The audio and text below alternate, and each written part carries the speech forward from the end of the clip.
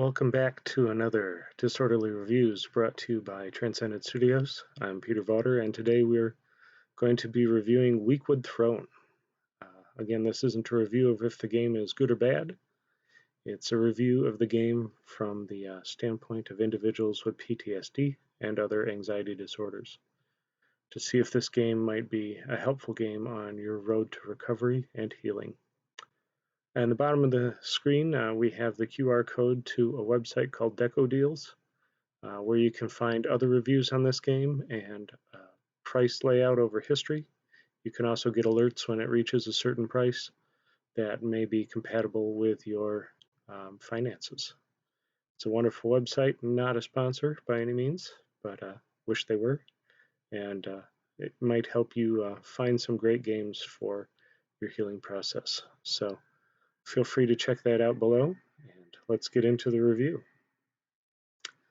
As always, please like or subscribe if this review has been helpful for you, and please share with friends who may be dealing with the same situations as you and looking for ways to enjoy and improve their lives. And as always, we relish your feedback and your opinions, so feel free to comment below. Okay, WeakWood Throne is kind of a mixed bag for me from the standpoint of PTSD. There's a lot of things it's doing wonderfully and a lot of things that are very difficult with the game. Let's start with the things that are terrific. Number one, the audio is great.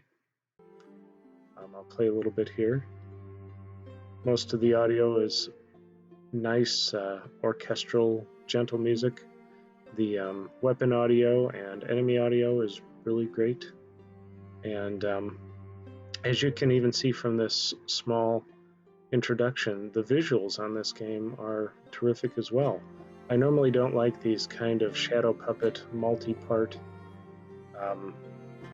kind of games.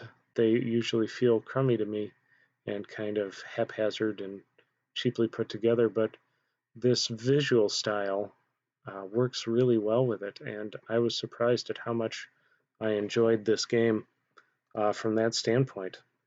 So that's really great. We'll jump into a game here, and I'll show you some of the other parts that may interest you from the standpoint of stress and PTSD. So this is the later end of the game. There's a lot of really interesting things to be shown here. It's, as you can see, kind of a dual twin stick shooter. So from the control standpoint, it could be better. I'm never a fan of twin sticks, but this one feels a little herky-jerky, but it's not terrible. I wouldn't call it a negative, but I don't think it flows as well as some classic Zelda games or other games that it's trying to mimic. Again, the visuals are beautiful. There's a lot of different biomes, so to speak, throughout this game. So there's a lot of positives there. You can see the little map in the upper right to kind of show you where you are in the overall world. There is a lot of customization to this game. However, in that same breath, I feel like this customization is kind of moot almost, as the game is so short and your ability to level up so limited that if you don't know exactly the kind of person you're going to be it a mage, a warrior, or an archer, and really start planning on that from the beginning, by the end of the game, you'll be a very poor one of all of them. And I found that kind of disappointing. I like games where I can tend to grind and be open enough to figuring out where I'm going as the game progresses. But this game has such limited resources and limited abilities to level up that even by defeating all the enemies, which do not respawn in this game, at least ones that give you points towards leveling up, if you don't plan ahead from the very beginning, you won't have somebody capable of beating the end game, which is where I'm at and where I've been stymied ever since I got here. The end game enemies are just too powerful for me to overcome with my current levels. So I feel like that is kind of an anti-creativity and an anti-enjoyment factor to it. It's unfortunate because I think there's so much going for this game. If it would have just been a bit longer and a bit more fleshed out, it could have been a really terrific game in so many ways. Now on to composure and calmness. The game feels a little herky-jerky with your movement, and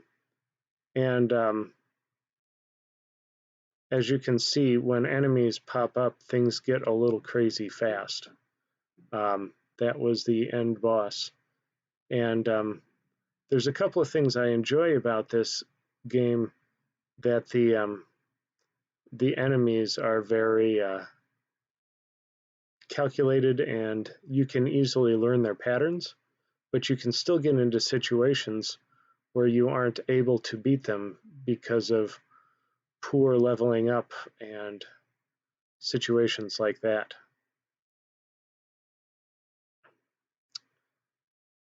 So, and another thing, and I'll show you this here as I try to defeat this enemy, it's easy enough to know his patterns and to fight him.